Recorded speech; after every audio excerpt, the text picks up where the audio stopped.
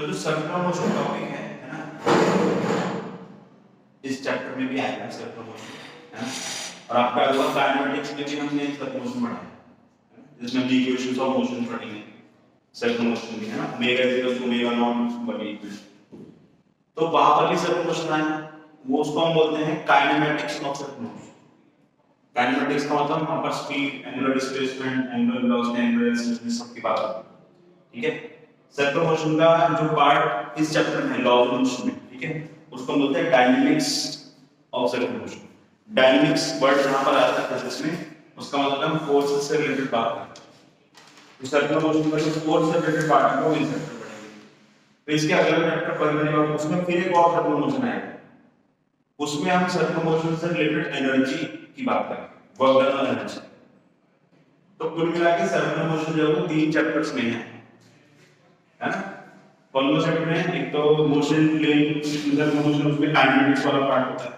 Kinematics का मतलब है मोशन से रिलेटेड। फिर इसमें डायनेमिक्स वाला पार्ट होता है, डायनेमिक्स मतलब फोर्सेस, जो भी सर्कुलर मोशन से रिलेटेड फोर्सेस का। फिर वर्क डन का जो है उसमें क्या होगा, सर्कुलर मोशन में जो वर्क डन और एनर्जी की बात, ठीक है। ये मैं आपको इसलिए बता रहा हूं, बच्चे ना कंफ्यूज रहते हैं इससे कि सर्कुलर मोशन कहां आएगा, किधर है। वो 3 पार्ट में, तीनों चैप्टर में है, ठीक है। तो आज हम पहले फ्रेम ऑफ रेफरेंस कर लेंगे और उसके बाद फिर डायनेमिक्स ऑफ सर्कुलर मोशन। ये बड़ा इंटरेस्टिंग और मजेदार टॉपिक है। फ्रेम ऑफ रेफरेंस का मतलब होता है कि जो ऑब्जर्वर, ठीक है, फिजिक्स में ऑब्जर्वर की बहुत वैल्यू है, क्योंकि ऑब्जर्वर चेंज होने से बहुत सारी चीजें बदल जाती है।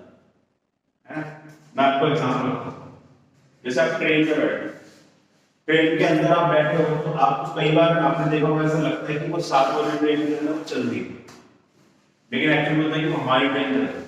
पता है ट्रेन में गए हो, आपने ऑब्जर्व किया होगा कि जैसे आप ट्रेन के अंदर बैठे हो, ठीक है, तो आपको कई बार ऐसा लगता है कि वो दूसरी जो ट्रेन है वो चल रही है, क्योंकि एक्चुअली में हमारी ट्रेन चल रही है, वो रुकी हुई है, लेकिन हमें क्या लगता है कि दूसरी ट्रेन चल रही है, ठीक है।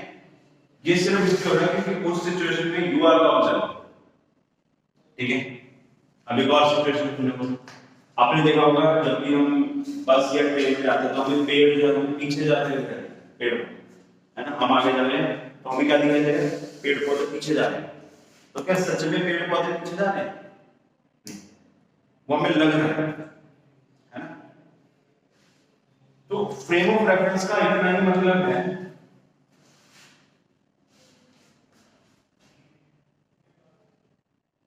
Coordinate system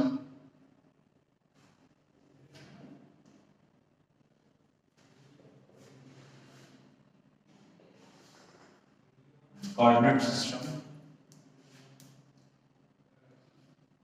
fixed on observer is can be considered as frame of reference. ये मैं आपको डेफिनेशन दिखाई है समझने के लिए है, ठीक है। एक्चुअल डेफिनेशन जो है इसकी वही है कि भाई अंदर मींस फ्रेम ऑफ रेफरेंस का मतलब है the person who is observing, है ना। So everything measured with respect to a person और a point is known as frame of reference, है ना। लेकिन ज्यादा चीज समझने के लिए क्या क्या याद रखेंगे कि एक पर्सन है जो ऑब्जर्वर है, जरूरी नहीं है कि ऑब्जर्वर एक पर्सन हो, कोई एक पॉइंट भी हो सकता है, ठीक है। इस पर्सन के ऊपर आपने एक कोऑर्डिनेट सिस्टम लगा दिया,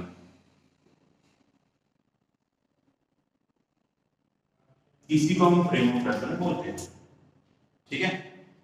अब ये जो फ्रेम ऑफ रेफरेंस का क्या मतलब है, फ्रेम ऑफ रेफरेंस का मतलब है कि हम एक रेफरेंस पॉइंट मान लेते हैं, this is the reference point, जिसके रिस्पेक्ट में सारे कैलकुलेट करते हैं, ठीक है। और ऑब्जर्वर जो है उसको हम हमेशा कहां मानते हैं, उस रेफरेंस पॉइंट पर मानते हैं, है ना। अच्छा अब एक चीज और है, जैसे सपोज एक और पर्सन है, उसका नाम हम लिख देते हैं, इसका नाम हम लिख देते हैं बी, इसी ये भाग रहा है 2 मीटर पर सेकंड से, ये भाग रहा है 3 मीटर पर सेकंड से, ये भाग रहा है 1 मीटर पर सेकंड से। So velocity of b with respect to a, velocity of b with respect to a अगर हम लिख रहे हैं वो क्या हो जाएगा 2 माइनस रिलेटिव मोशन में पढ़ा था। तो यहाँ पर हम फ्रेम ऑफ रेफरेंस किसको मान रहे हैं, a को मान रहे हैं जिसके रिस्पेक्ट में कैलकुलेशन हो, है ना। अगर मैं इसको लिखूं velocity of c with respect to b, it is 3 minus 2। अब हम किसको मान रहे हैं, फ्रेम ऑफ रेफरेंस b को मान रहे हैं क्योंकि विद रिस्पेक्ट टू b, है। तो वहां से भी समझ में आ रहा है कि जो ऑब्जर्वर होगा, ठीक है, उसी को हम फ्रेम ऑफ रेफरेंस मानते हैं क्योंकि सारी कैलकुलेशन उसके रिस्पेक्ट में होगी, ठीक है। अब ये जो फ्रेम ऑफ रेफरेंस है ये दो टाइप का होता है, एक होता है इनर्शियल, अलग से इसको देखते हैं,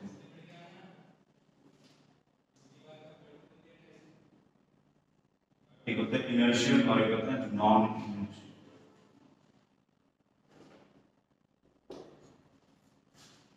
इनर्शियल का मतलब क्या होता है, मतलब पहचाने नहीं कर सकते इनर्शियल। ऑब्जर्वर एट रेस्ट और मूविंग विद कांस्टेंट वेलोसिटी। अब एक ध्यान रखिए कि यहाँ पर हमने कांस्टेंट वेलोसिटी लिखी है, कांस्टेंट स्पीड नहीं लिखी। कांस्टेंट वेलोसिटी का मतलब है उस पर्सन की ना तो डायरेक्शन ऑफ मोशन चेंज हुई है और ना ही मैग्नीट्यूड ऑफ स्पीड चेंज हुई है। तो कांस्टेंट वेलोसिटी पे वो चल रहा था या फिर वो रेस्ट पे रहा अगर ऑब्जर्व करो, तो उस केस में उस रेफरेंस मतलब उस फ्रेम ऑफ रेफरेंस को हम क्या बोलते हैं, इनर्शियल।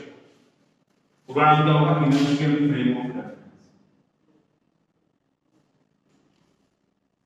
अब आप सोच रहे हो ये थी सारी कहानियां क्यों सुना रहा हूं, डायरेक्ट पॉइंट क्या है, इन सब का मतलब क्या है।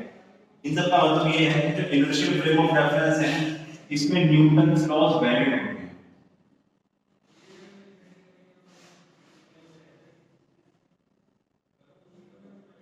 वैसे नॉन इनर्शियल होगा उसमें न्यूटन के लॉ वैलिड नहीं है। यानी कि अभी तक आप जो है फिजिकल स्टूडेंट में ये सब जो भी पढ़ता है हम ये जो भी फिजिक्स पढ़ रहे हैं इसको न्यूटोनियन फिजिक्स बोलते हैं।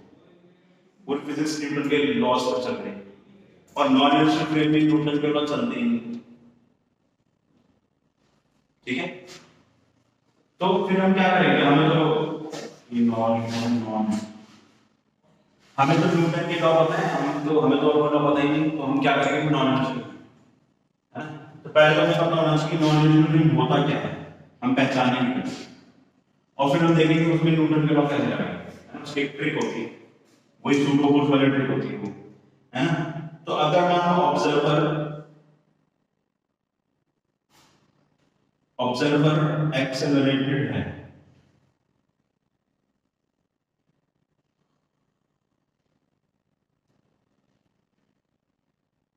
अगर ऑब्जर्वर एक्सेलरेटेड है, ठीक है, इन दैट केस इसको हम क्या बोलेंगे, non inertial frame of reference,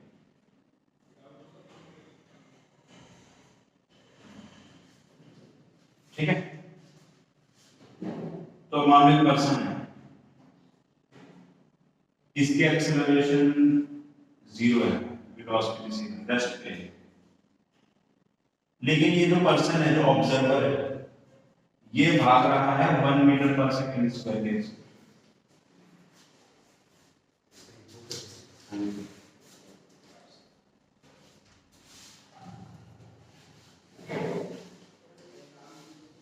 तो ये जो ऑब्जर्वर है ये 1 मीटर पर सेकंड स्क्वायर की एक्सेलरेशन से भाग रहा है। जो पर्सन है जिसको ये देख रहा है इसको हम नाम रख देते हैं बी, इसका नाम हम देते हैं। तो आप मुझे बताइए ए जो है इसको बी क्या रेस्ट दिख रहा होगा, जो ऑब्जर्वर खुद भाग रहा है एक्सेलरेटेड है, मतलब आप सोचो ऑब्जर्वर जो है ये रेस्ट से शुरू हुआ और इसमें भागने शुरू कर दिया, पहले अपनी स्पीड कंटिन्यूअसली बढ़ा रहा है क्योंकि एक्सेलरेटेड, लेकिन ये भागते भागते बंदे को देख रहे जो रेस्ट पे है, तो वो बंदा इसको क्या रेस्ट पे देखेगा, या इस तरह से मान लो जैसे पेड़ है, आपकी जो ट्रेन है, आप ट्रेन में बैठे हो, ट्रेन एक्सेलरेटेड है और साइड में पेड़ है, पेड़ तो रेस्ट पे होते हैं। आपकी ट्रेन एक्सेलरेटेड है तो आपको क्या लगेगा, पेड़ पीछे जा रहे हैं, है ना, लेकिन पेड़ तो रेस्ट पर है। अब यहां पर न्यूटन का लॉ वायलेट हो गया।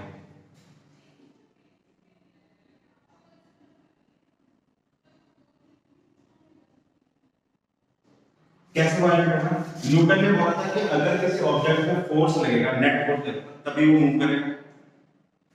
लेकिन ये जो ऑब्जर्वर है, इसको क्या लग रहा है, ये जो ऑब्जेक्ट रेस्ट पे है ये मूव कर रही है, जबकि उसको कोई फोर्स नहीं लग रहा। तो न्यूटन का लॉ फेल हो गया ना। न्यूटन क्या बोलता है कि नेट फोर्स जब लगेगी तभी ऑब्जेक्ट मूव करेगी, लेकिन ये रेस्ट पर है, लेकिन ये खुद भाग रहा है। ये खुद भाग रहा है तो इसको लग रहा है कि ये मूव कर रहा है, जबकि वो मूव नहीं कर रहा। तो यहाँ पर न्यूटन का लॉ फेल है। ठीक है, अब आपको क्वेश्चन नहीं है, ऐसा मतलब फीलिंग नहीं आ रही है क्या और अच्छा समझते हैं। Acceleration of B with respect to A क्या हो जाएगा, acceleration of B minus acceleration of A. B acceleration कितनी है, सीनो गिरस पे ए की एक्सेलरेशन कितनी है, 1। यानी कि A observes that B is having acceleration 1 meter per second square in opposite direction, minus x square in opposite direction.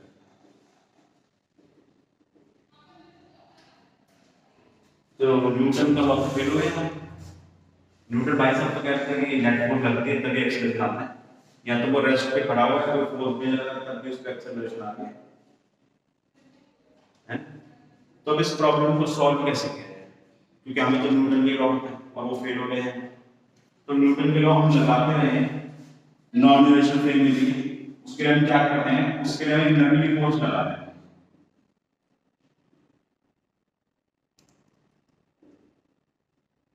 उसको बोलते हैं सूडो फोर्स। सूडो का मतलब भी नकली होता है। ये से हम किस लिए लगा लेंगे, न्यूटन के लॉ लगा कर नॉन यूनिवर्सल फ्रेम में। ठीक है, अच्छा कब लगाना है ये सूडो फोर्स, जब ऑब्जर्वर यानी कि जिसके रिस्पेक्ट में कैलकुलेशन किया गया अगर वो एक्सेलरेटेड है। ठीक है, इसकी एक्सेलरेशन कितनी थी, 1 थी,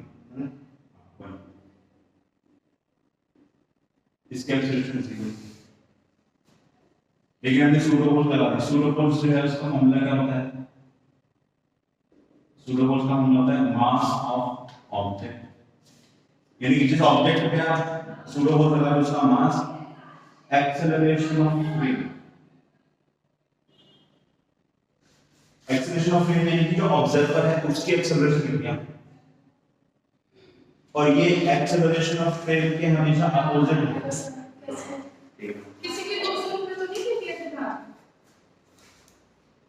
नहीं।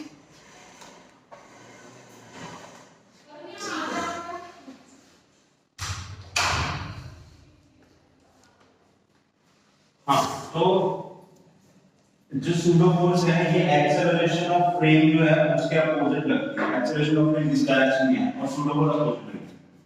ठीक है, तो सूडो फोर्स कितनी होती है, मास ऑफ ऑब्जेक्ट जिसके ऊपर आप लगा रहे हो, एक्सेलरेशन ऑफ फ्रेम यानी कि ऑब्जर्वर है उसका एक्सेलरेशन। ठीक है, और जो डायरेक्शन ऑफ सूडो फोर्स है is opposite, pseudo force acts opposite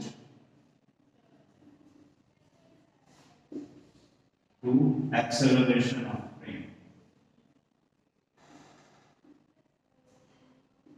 अब इसको लगा देने से ऐसा क्या हो जाएगा कि न्यूटन के लॉ सही बैठ जाएंगे, वो देख लेते हैं। न्यूटन के लॉ सही कैसे बैठ रहे हैं इसको लगाने से देखो, एक्सेलरेशन ऑफ पहले इसकी एक्सेलरेशन निकाल जो b है उसकी एक्सेलरेशन लिख रहे हैं, तो इसकी एक्सेलरेशन लगेगी force on b divided by mass of b, है ना। तो नहीं, मास तो b का होगा और फोर्स जो है b का, फोर्स ऑन b यानी कि जो b ऑफ मतलब b पर्सन है इसको फोर्स कौन सी लग रही है, सूडो फोर्स लग रही है।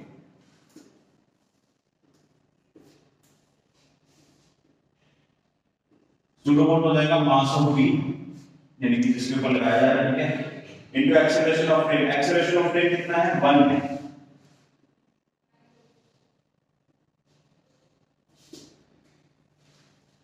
अब ये देखिए mv कट गया, एक्सेलरेशन ऑफ v, और ये जो फोर्स लगेगी अपोजिट लगेगी, है ना, minus into acceleration of v। अब न्यूटन के लॉ सही बैठा, यानी कि अब v की एक्सेलरेशन एक्सेलरेशन ऑफ फ्रेम के अपोजिट आ रही है, और यानी सारे कैलकुलेशन न्यूटन के अकॉर्डिंग करिए, F is equal to m Newton का मान उसी अकॉर्डिंग करिए, और सही क्या है, क्योंकि अभी हमने यहाँ पर एक्सेलरेशन जो निकाली थी वो क्या है थी? -1। जो ऑब्जर्वर उसकी एक्सेलरेशन कितनी है? 1। तो acceleration of v with respect to observer, acceleration of frame का नेगेटिव आ रहा है, जो यहाँ पर गया है, सही है। तो अब न्यूटन के लॉ सही बैठ रहे हैं। तो अब हम कंक्लूजन पे आते हैं। तो कंक्लूजन क्या है? कंक्लूजन ये है, अगर ऑब्जर्वर जो भी सिचुएशन को ऑब्जर्व कर रहा है, अगर वो एक्सेलरेटेड होगा तो आपको न्यूटन के लॉ लगाने से पहले आपको सूडो फोर्स लगानी होगी, तभी सारी कैलकुलेशन सही होगी, अदरवाइज सही नहीं होगी, क्योंकि अपोजिट लग रहा है ना फोर्स, अपोजिट डायरेक्शन है, इसमें नेगेटिव, ठीक है। नोट डाउन कर लीजिए। ओके, नेक्स्ट हम देखेंगे एग्जांपल्स जिसमें नॉन इनर्शियल फ्रेम जो है उसको कैसे डील करना है उसकी बात करेंगे।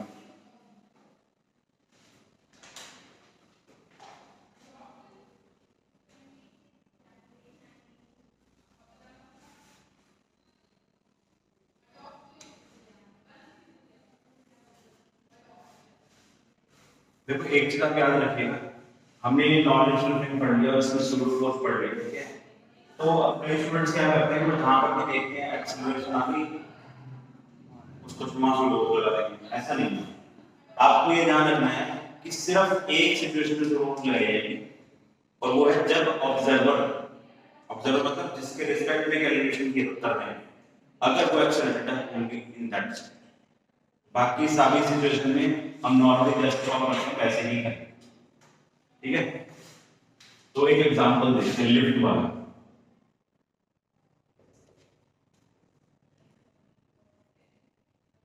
मतलब ऑब्जर्वर जो है, ठीक है, उसका क्या इंपॉर्टेंस है वो आपको इस क्वेश्चन से समझ में आया। तो एक पर्सन है, ठीक है, वो लिफ्ट के अंदर है,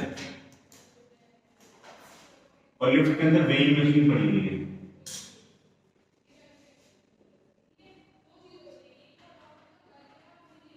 इस पर्सन का नाम है ए।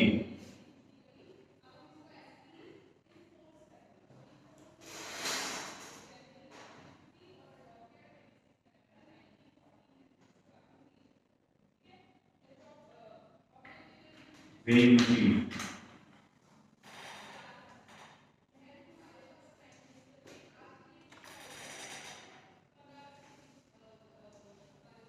एक और पर्सन है, इसका नाम है बी। ये लिफ्ट के अंदर ही है,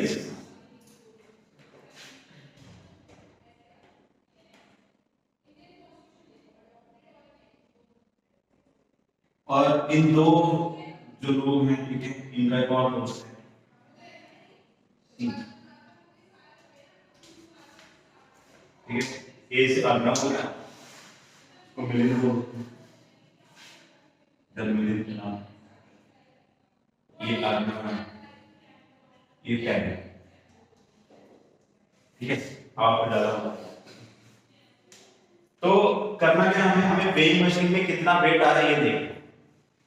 क्वेश्चन क्या है, reading in weighing machine.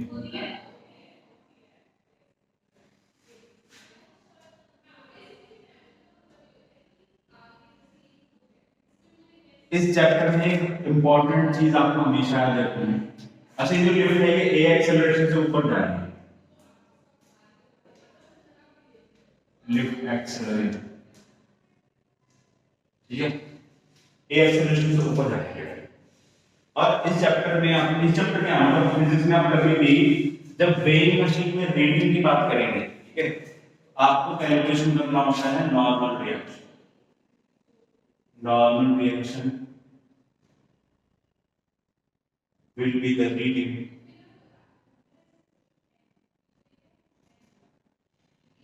in weighing machine objects.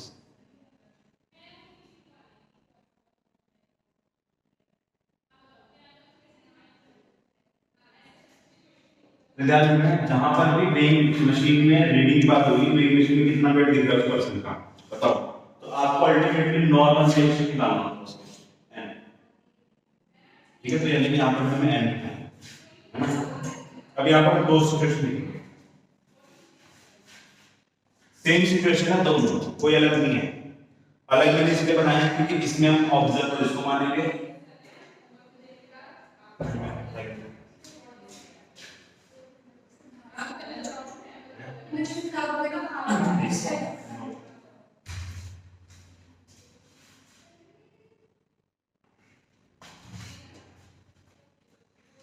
Okay हाँ। तो ये दो सिचुएशन क्यों बनाई है, क्योंकि इस केस में हम ऑब्जर्व मानेंगे पेरेंट और इस केस में हम ऑब्जर्व मानेंगे विलेन, ठीक है। ये केस वन, यहाँ पर ऑब्जर्वर है राइट, और इधर हो जाएगा विलेन।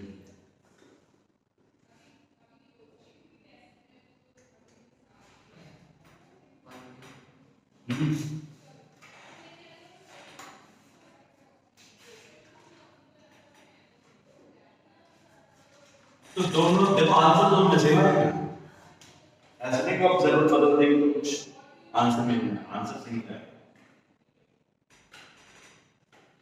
कैसे है पहले से बात करते हैं।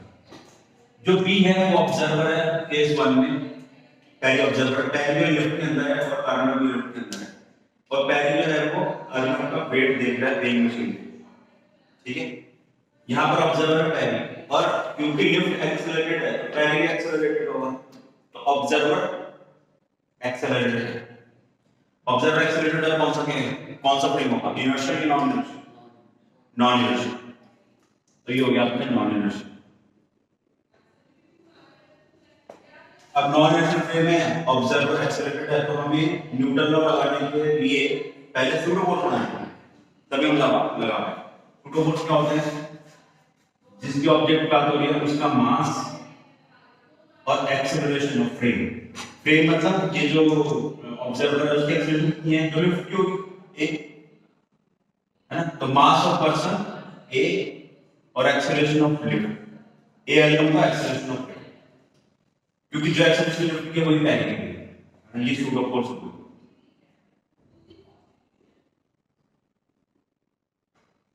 और इसके ऊपर एक नॉर्मल रिएक्शन लग रहा होगा ऊपर की तरफ, और एक वेट भी लग रहा होगा, है एक वेट भी लग रहा होगा। तो ये तीन फोर्स लग रही हैं इसमें,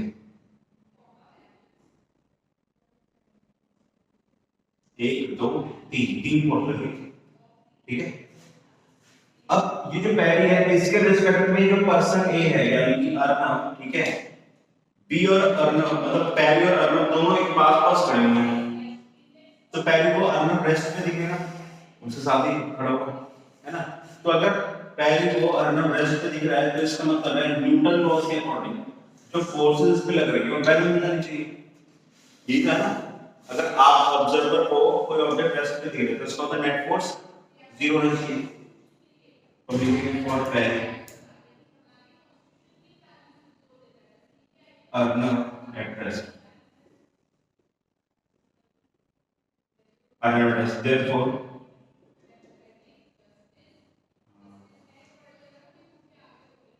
F net जीरो इसका मतलब इसके ऊपर जो फोर्स लग रही है वो बैलेंस कर दो, n ऊपर लग रहा है नीचे लग रहा है mg, और ये हो जाएगा mass of a acceleration of lift. तो ये हमारा आंसर है, क्योंकि जो नॉर्मल डायरेक्शन को वही रीडिंग होगी, है ना। ये समझ में आया। अब इसकी बात करते हैं केस 2, यहाँ पर बिलिंग ऑब्जर्वर, ठीक है। तो क्या बिलिंग एक्सेलरेटेड है, नहीं है, रेस्ट पे है। अगर ये रेस्ट पे है तो जो फ्रेम है वो इनर्शियल ही कहलाएगा, जबकि सिचुएशन सेम है, बट ऑब्जर्वर बदल गया, ये और ऑब्जर्वर यूनिवर्सल फ्रेम में है, क्योंकि ये खुद रेस्ट पे है ना। तो अब हमें कोई सूडोमोड लगाने की जरूरत नहीं है, अब हम simple F net is equal to हमें लगाएंगे। तो जो अर्नब है, ठीक है, अर्नब के ऊपर कौन सी फोर्स लग रही होगी, एक नॉर्मल लग रहा होगा, एक एमजी लग रहा होगा, और क्योंकि लिफ्ट की एक्सेलरेशन ए है तो अर्नब की भी एक्सेलरेशन ए होगी, है ना। अर्नब की भी एक्सेलरेशन ए होगी क्योंकि लिफ्ट की भी ए है, तो अर्नब के ऊपर नेट फोर्स कितनी लग रही है, एन माइनस एमजी, ये नेट फोर्स हो गई। और नेट फोर्स किसके बराबर होती है, mass of acceleration, mass of Arnab acceleration of lift, क्योंकि अर्नब की एक्सेलरेशन हुई है जो लिफ्ट की होगी, ए एल बोल रहे हैं, है ना, और मास पे हो ए का लिख दिया, ठीक है। जब आप ध्यान से देखो तो n is equal to mg plus ma, हां सॉरी, एक्सेलरेशन होता है। जो आंसर वहां पर आ रहा है वही आंसर सही है, जबकि ऑब्जर्वर अलग है ना, ठीक है। तो जरूरी नहीं है कि किसी क्वेश्चन को हम सूडोकोड लगाकर ही सॉल्व करें, उसको बिना सूडोकोड के भी मतलब सॉल्व किया जा सकता है, बट आपको बस ऑब्जर्वर का ध्यान रखना कि वो इनर्शियल में है नॉन इनर्शियल, ठीक है, नोट डाउन करिए इसको।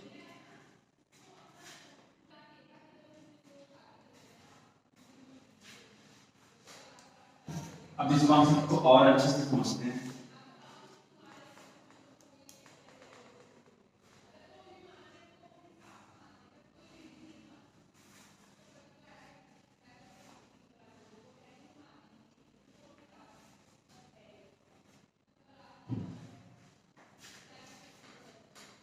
तो सर्कुलर मोशन में इनर्शियल और नॉन इनर्शियल का क्या रोल है, हम उस पे डिस्कशन करेंगे, राइट। तो एक झूला है ना, एक झूला होता है तो कोई लोग बोलते हैं, है ना, सर्कल में, तो उस झूले में बैठा है अर्नब, ठीक है, अर्नब के साथ में ही बैठा है बैरिंग, और बाहर मिलिन, ठीक है, ये दोनों में बैठे हैं इसके अंदर, और ये जो झूला है ये 20 स्पीड से सर्कुलर मोशन कर रहा है, 20 स्पीड से, है ना। तो आपने छोटी क्लास में दो टर्म सुनी होगी, एक होती है सेंट्रीफ्यूगल फोर्स, एक होती है सेंट्रीफ्यूगल फोर्स, सुना है centrifugal force, centrifugal force circular motion होता है उसमें लगती है ना, सुना तो वही नाम है, बट इसमें स्टूडेंट्स कंफ्यूज रहते हैं कि सेंट्रीफ्यूगल फोर्स कब लगानी है, सेंट्रीफ्यूगल कब लगानी है। तो ये डिपेंड करता है आपके फ्रेम ऑफ रेफरेंस पर, है ना। Case 1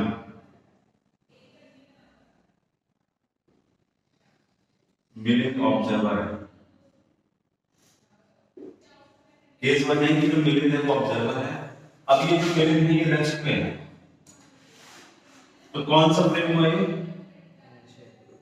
inertial frame of reference. Inertial frame of reference में तो कोई सूडोकोड लगानी नहीं होती, कुछ नहीं लगानी, ठीक है। जैसे नॉर्मल सॉल्व करते हैं, जैसे नॉर्मल सॉल्व करते हैं वैसे ही करेंगे। तो नॉर्मल कैसे सॉल्व करते हैं, F net is equal to mass into acceleration. तो ये जो पूरा झूला है, ठीक है, इस पे अंदर की तरफ एक फोर्स लग रही है, टेंशन फोर्स। टेंशन फोर्स का मतलब है, मान लो कि सपोज एक रॉड है, ठीक है, या फिर एक रस्सी है जिससे झूला बंधा हुआ है, तो अगर सर्कुलर मोशन करोगे तो इसमें टेंशन क्रिएट हो जाएगी। अगर आप किसी ऑब्जेक्ट को रस्सी से बांध के घुमाओगे तो रस्सी टाइट हो जाएगी ना, तो टेंशन होगी, और टेंशन डायरेक्शन से मैंने कैसे बताया, आउटवर्ड्स टू द बॉडी। अगर मैं इस ऑब्जेक्ट की बात करूं तो इससे आउटवर्ड, तो ये होगा, ठीक है। अब ये जो टेंशन फोर्स है यही इसको सर्कुलर मोशन करवा रही है, राइट, है ना। तो सेंट्रीपिटल फोर्स जो है ना अपने आप में कोई अलग से फोर्स नहीं है, सेंट्रीपिटल फोर्स किसी भी उस फोर्स को बोला जाता है जो उस पार्टिकल को सर्कुलर मोशन करवा रही है। यानी कि जैसे ग्रेविटी फोर्स होती है, इलेक्ट्रोस्टैटिक फोर्स होती है, ऐसे सेंट्रीपिटल फोर्स नहीं होती है। ये बस एक नाम दे दिया गया है किस फोर्स को, जो उस पार्टिकल को सर्कुलर मोशन करवा देगी उसको सेंट्रीफ्यूगल फोर्स बोल दिया जाएगा। तो यहाँ पर सेंट्रीफ्यूगल फोर्स का काम कौन कर रहा है, टेंशन फोर्स। तो इसलिए टेंशन फोर्स को हम एफ स्क्वायर बाय आर लिखेंगे। तो लिखेंगे tension force is providing required centrifugal force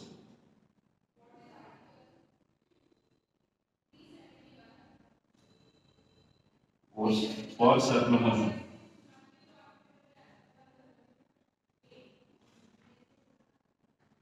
ठीक है, तो T is equal to m square by r। ठीक है, और तो कोई फोर्स लग नहीं रही है ना, हालांकि उसका वेट लग रहा होगा। ठीक है, लेकिन हम ऐसा नहीं कर रहे कि बोले ऐसे हॉरिजॉन्टली घूम रहा है, तो हम सिर्फ हॉरिजॉन्टल फोर्स देख रहे हैं, टेंशन फोर्स अंदर की तरफ और ये टेंशन फोर्स जिसको सर्कुलर मोशन करवा रही है जिसको हमने सेंट्रीफ्यूगल फोर्स के बराबर। अब सेंट्रीफ्यूगल का सेंट्रीफ्यूगल जो है ये सूडो फोर्स, सूडो फोर्स कब लगाई जाती है, जब ऑब्जर्वर को एक्सेलरेटेड होता है। तो अर्नब जो है, ठीक है, उसके साथ पहले बैठा हुआ है और पहले ऑब्जर्व कर रहा है, यहां पर ऑब्जर्वर जो है वो पहले,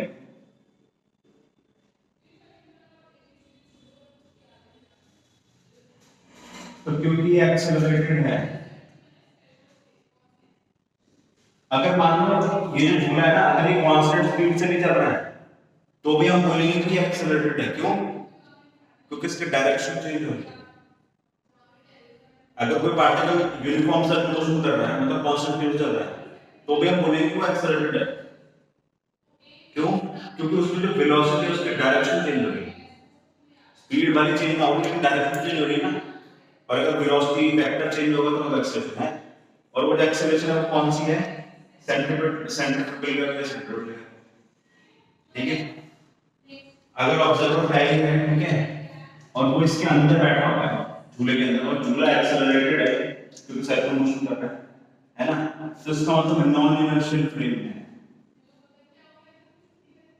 नॉन इनर्शियल फ्रेम को न्यूटन लॉस के अकॉर्डिंग सॉल्व करने के लिए क्या करना पड़ता है, सूडो फोर्स लगानी। सूडो फोर्स क्या होती है, mass of object and acceleration of frame. ये जो फ्रेम है ये कितनी एक्सेलरेशन से घूम रहा है, v स्क्वायर बाय r, जिसको सेंट्रीफ्यूगल एक्सेलरेशन बोलते हैं, v स्क्वायर बाय r। यार सूडो फोर्स की डायरेक्शन कैसे होगी, वही बता रहा हूं, ये बात है,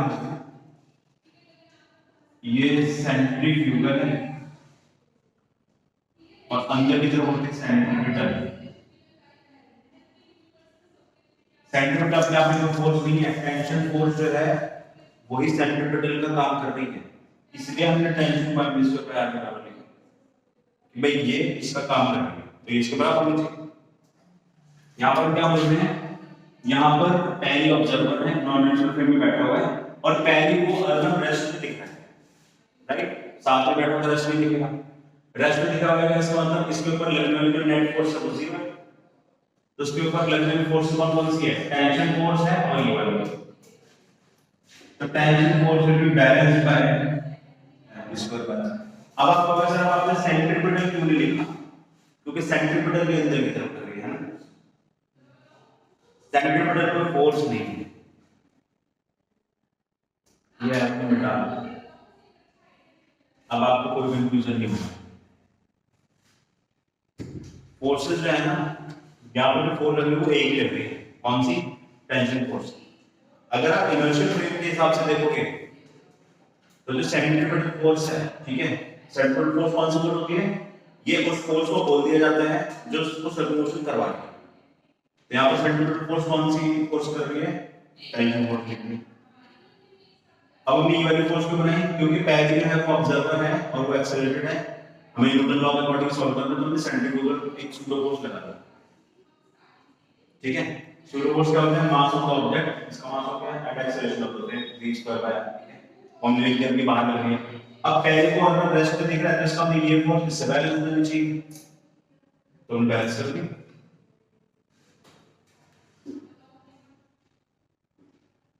तो देखो आंसर दोनों से सेम है, लेकिन देखने का नजरिया अलग है, समझे, देखने का नजरिया अलग है। यहाँ पर ऑब्जर्वर में मिली थे जो बाहर है इनर्शियल फ्रेम ऑफ रेफरेंस, यहाँ अगर आप सिचुएशन को ऑब्जर्व कर रहे हैं तो झोले के अंदर बैठ के यहाँ पर ऑब्जर्व पहले दोनों के अकॉर्डिंग सॉल्व करने का तरीका अलग है लेकिन आंसर अंदर को सेम है। तो फिजिक्स की यही खासियत है, अगर आप फिजिक्स के रूल सही लगा रहे हो तो आंसर चेंज नहीं होगा। आपने बस रूल सही तरीके से लगाना, क्योंकि अगर ऑब्जर्वर बदल जाने से सिचुएशंस के आंसर लगाने लगे तो दुनिया जल्दी हो जाएगी। नोट डाउन करिए और आज की क्लास में यही खत्म करेंगे।